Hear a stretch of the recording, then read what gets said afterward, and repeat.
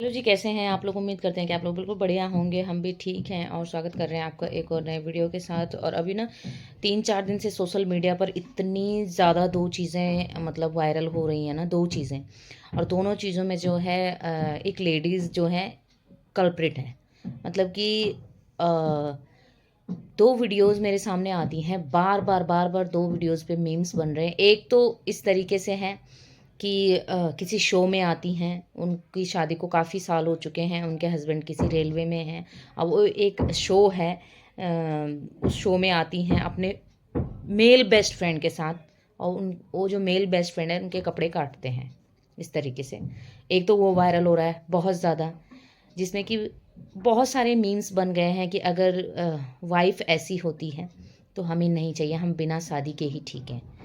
कोई कहता है, लिखता है, इतने सारे मीम्स बन गए ना कि अगर अरेंज मैरिज इस तरीके की होती है तो हमें बहुत डर है अरेंज मैरिज से। मतलब लोग इतना ज़्यादा मजाक बना रहे हैं। उसमें बोलती भी ऐसे है वो कि मेरे हस्बैंड को नहीं पता है कि ये मेरे बेस्ट फ्रेंड हैं, शायद ऐसा कुछ बोलती है। मैं तो ज़्यादा देखती नहीं हूँ, लेकिन बार बार चीज़ें वही आ रही हैं सामने। हर बार एक रील आने के बाद दोबारा जस्ट वही रील आ जाती है। तो माइंड जब दिमाग में कोई चीज़ बार बार आ रही है, सामने कोई चीज़ बार बार आ रही है, तो बोल मतलब उस चीज़ के बारे में कुछ ना कुछ शेयर करने का मन करता है। यार हमारे पास ऑप्शन है सोशल मीडिया पर अपनी मन की बात शेयर करने का, तो हम क्यों ना करें। दूसरा पॉइंट सबसे बड़ा जो है वो है, इस टाइम पर जो अभी एक केस चल रहा है, सामने आया है किसी का सुसाइड का। मतलब यहाँ पे बोलते नहीं है ऐसा, लेकिन अब केस ही ऐसा है, चीज़ ही ऐसी है, बात ही ऐसी है कि बिना बोले मन नहीं मान रहा। तो मैं लेडीज़ों से कहना चाहती हूँ, जो लेडीज़ें ऐसा करती हैं, लेडीज़ बोलने के काबिल नहीं हैं वो लोग जो चुड़ैलें ऐसा करती हैं कि पहले शादी करती हैं एक अच्छे खासे कमाऊ इंसान को देखकर, और उसके बाद 2-4 साल में उससे डिवोर्स लेती हैं और उससे उसके बहुत सारे उस पर केस डाल देती हैं और उससे मांगती हैं एलिमनी, मतलब भत्ता मांगती हैं, चार्ज मांगती हैं। अब मुझे तो ये समझ में नहीं आता है कि जब आज के टाइम पे पढ़ी लिखी हैं, खुद जॉब कर रही हैं, तो आपको सामने वाले से भीख मांगने की क्या ज़रूरत है। मेरी समझ में तो ये बात नहीं आती। ये समय उस टाइम के लिए सही था, ये डिसीज़न, ये रूल उस टाइम के लिए था जब लेडीज़ें पढ़ी लिखी नहीं हुआ करती थी और कोई भी आदमी शादी करके और फिर उसको छोड़ दिया करता था। तो उस टाइम के लिए ये रूल बना हुआ था कि आदमी अगर औरत को मतलब छोड़ रहा है या तलाक दे रहा है, डिवोर्स दे रहा है, तो वो उसको अपनी कमाई में से कुछ हिस्सा देगा, उसके जीवन व्यापन के लिए या उसके भरण पोषण के लिए, उसको अपना जीवन चलाने के लिए। ये थी बात तब की। अब इस समय क्या है, लड़की जो है वेल एजुकेटेड है, कहीं बहुत अच्छी जॉब करती हैं। बहुत सारे केस देखे मैंने ऐसे फेसबुक में, और उसमें एक कोर्ट रूम वाला एक वीडियो डालता है कोई जो पता नहीं, चैनल का नाम मुझे याद नहीं है, लेकिन कोर्ट रूम और जज की वो बहुत अच्छे जज हैं, बहुत ही अच्छे। वो बहुत इतने सुंदर डिसीजन देते हैं, वो बहुत ही, तो मैं देखती हूँ कभी कभी उसमें। और फिर इतनी पढ़ी लिखी होने के बाद और इतनी अच्छी जॉब करने के बाद और एबल होने के बावजूद, कि अगर तुम अभी रिसेंटली फ़िलहाल तुम जॉब नहीं भी कर रहे हो लेकिन तुम पढ़ी लिखी हो, तो तुम इस एबल हो कि तुम कल के दिन खुद कमा के खा सको, और इसके बावजूद भी तुम लोग सामने से भीख मांगते हो।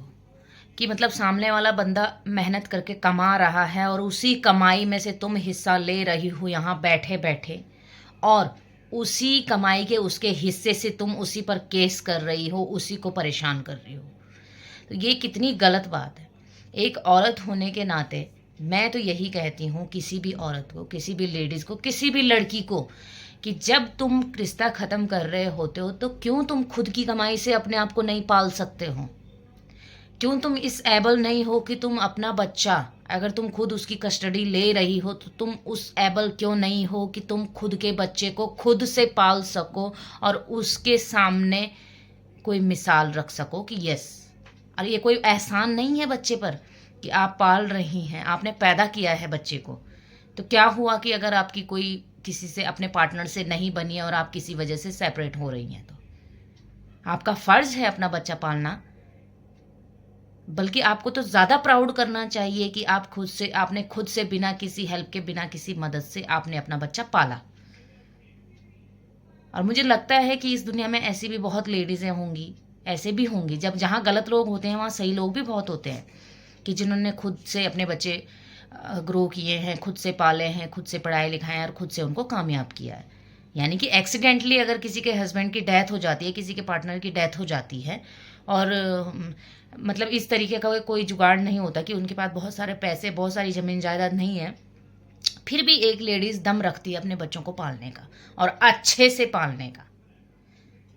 पर पता नहीं आजकल की जनरेशन को, आजकल मतलब की लेडीज़ों में क्या प्रॉब्लम आ गई है, क्या जितनी ज़्यादा पढ़ी लिखी, जितनी ज़्यादा एबल, उतना ज़्यादा उनका माइंड गलत हो चुका है। मुझे तो बिल्कुल समझ में नहीं आता है कि लोग ऐसे क्यों करते हैं।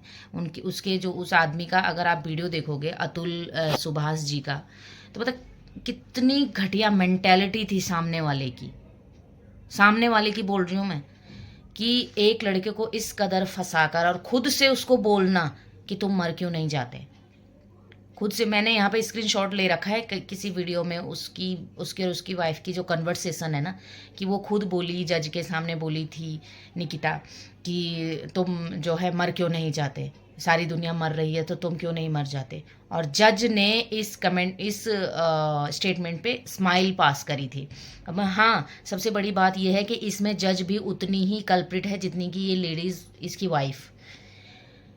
उन्होंने 5 लोगों का नाम ले रखा है कि 5 लोग इसमें शामिल हैं, उनके मौत के जिम्मेदार हैं, उसमें से एक जज भी, और वो जज भी बदकिस्मती से एक लेडीज़ है।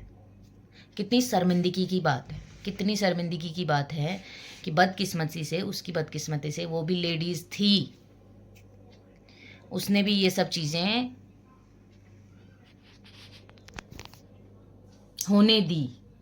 और जब उनकी वाइफ ने बोला कि तुम मर क्यों नहीं जाते, तो उनका जवाब था कि अगर मैं मर जाऊं तो तब ये सब तो छूट ही जाएगा, तुम किससे एलिमनी लोगी, किससे पैसे लोगी, किससे लोगी। तो उनका जवाब था उनकी वाइफ का कि तेरे माँ बाप से लूँगी, तेरे भाई से लूँगी, और सब कुछ बहू का होता है, पति के मरने के बाद वैसे भी सब कुछ बहू का ही होता है। ये उनका आंसर था। तो अब बताओ, आदमी क्या ऑप्शन रहेगा आदमी के पास। आदमी तो जीते जी भी मर ही रहा है घुट घुट कर, उसके साथ साथ उसके माँ पापा और भाई भी भुगत रहे थे। उन्होंने साफ साफ